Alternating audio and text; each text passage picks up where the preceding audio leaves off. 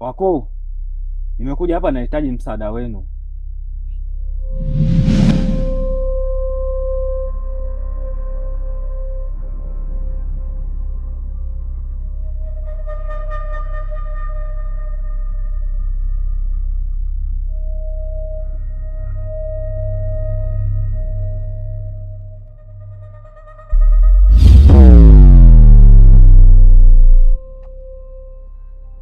Na sisi tumeliona hilo. Usijali, sisi tupo kwa ajili yako. Tutakupa hiyo nguvu ya hekima ili uende kupambana na huyo kiumbe.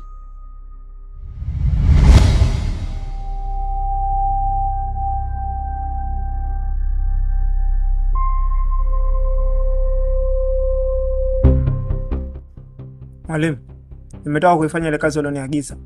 Nimeenda hadi katika ile nyumba, lakini yule mtu sijamkuta. Hivyo basi, kama ikiwezekana niende labda muda mwingine.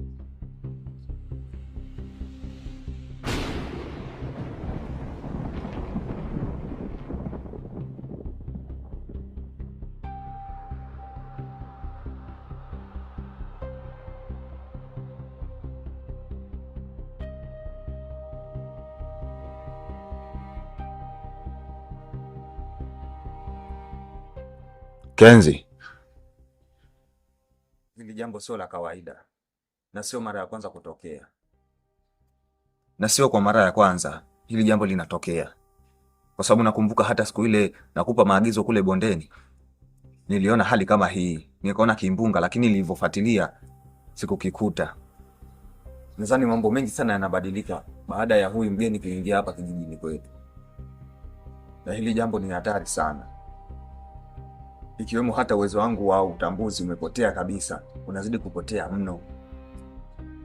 Huyu mgeni akakuja hapa na jambo fulani. Huyu mgeni sio wa kawaida, na inabidi tuwashe silaha za maangamizi ili kupambana na hili jambo, maana vitu vinabadilika sana hapa kijijini. Sasa basi, ninachokihitaji, kaa baadaye kidogo uende tena ukamwangalie. Mimi ninachokitaka nijue kwamba yeye anahusika katika ile nyumba ama hahusiki, maana bado nina wasiwasi sana. Haiwezekani tu mtu anatoka huko anakuja anafikia katika ile nyumba. Hili ni jambo la kutatiza sana, hivyo fanya ufanyavyo, baadaye uende tena ukamuulize ili tupate uhakika ya kwamba anahusika katika ile nyumba ama hahusiki. Na kama akiwa anahusika, basi tutamuondoa haraka iwezekanavyo kama nilivyoondoa watu wengine. Na kama hahusiki, basi muda sio mrefu ataondoka pale katika ile nyumba. Umeelewa? Sawa.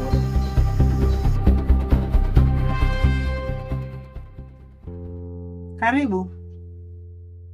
Asante sana, mimi nimekaribia. La za siku nyingi. Nzuri, karibu sana. Asante sana. Yaani tangu ukiondoka ukiwa mdogo, leo hii umekuja ukiwa mkubwa hivyo jamani. Kweli tokeni nimeondoka nikiwa mdogo sana. Sasa hivi nimekuwa mtu mzima pia, nikiangalia mazingira naona yamebadilika kweli. Tofauti kabisa na nilipoyaacha. Na wewe mbona pia uko vile vile tu? Haujabadilika hata kidogo. Yaani nilipokuacha na sasa hivi vile vile kabisa. Sijazeeka. Hapana. Yaani uko vile vile kabisa. Jambo la kushukuru Mungu. Ehe.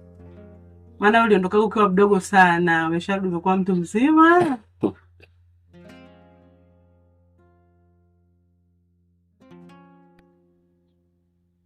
Ni kweli kabisa. Nakupa pole sana kwa kupotelewa na wapendwa wako, maana vifo vimekuwa vingi sana. Asante. Mimi nimepoa. Pia ni mipango ya Mungu yote hii. Na mipango ya Mungu akishapanga basi uweze kupangua. Hatuna budi pia kukubaliana na kila hali.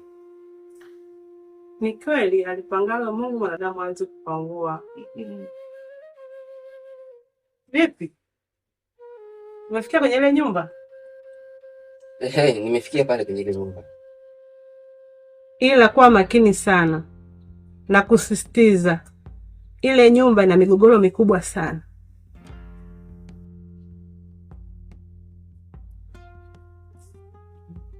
Migogoro? Ni migogoro gani tena?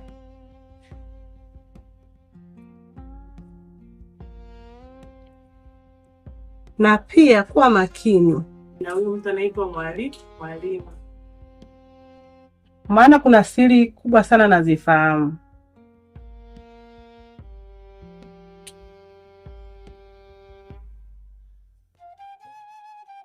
Sawa, nitakuwa makini sana.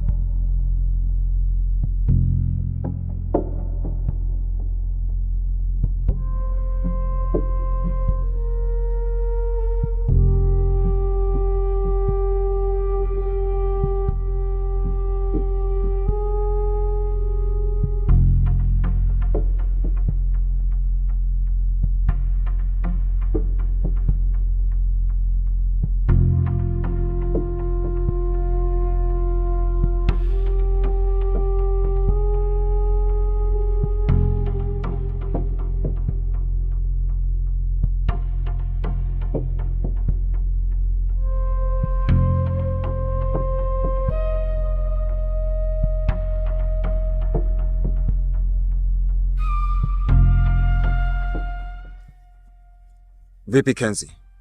Mbona upo na haraka hivyo? Kuna shida gani? Mwalimu, nimeenda hadi pale uliponiagiza, lakini ni maajabu niliyokutana naye. Ile nyumba sikukuta, yani nimekuta nyasi tu. Una uhakika na hicho unachokisema? Ndio mwalimu.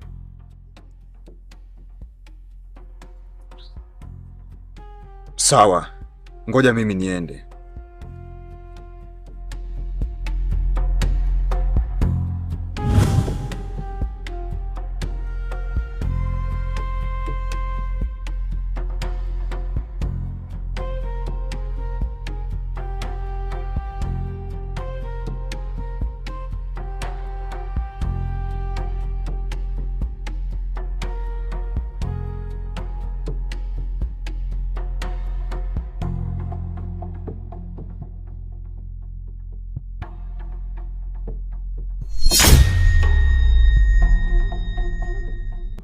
Mapenzi yanaona vibaya. Mbona nyumba hivi?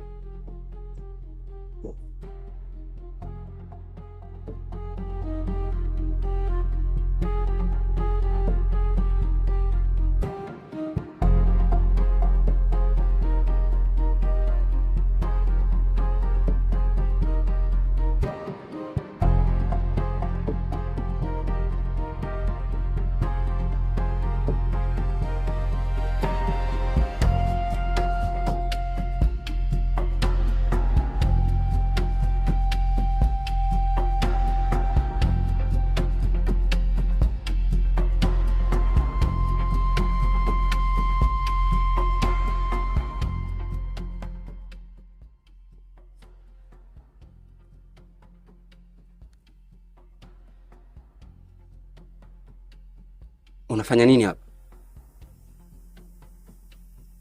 Hilo swali nikuulize wewe.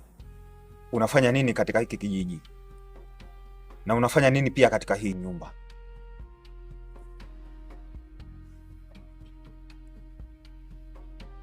Mimi ndiye mrithi wa hii nyumba na ndiye mtoto pekee niliyebaki katika hii familia.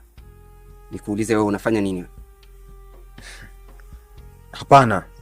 Hii nyumba ni ya kwangu. Na mimi ndiye mrithi pekee niliyebaki katika hii nyumba. Hivyo, hakuna mrithi mwingine yoyote yule isipokuwa mimi.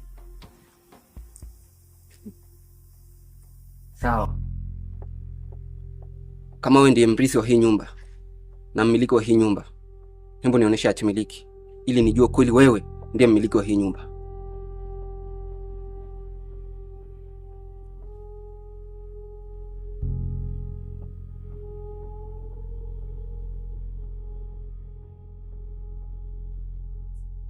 Mimi hiyo hatimiliki sina, lakini ninachokijua tu mimi ni mmiliki pekee wa hii nyumba.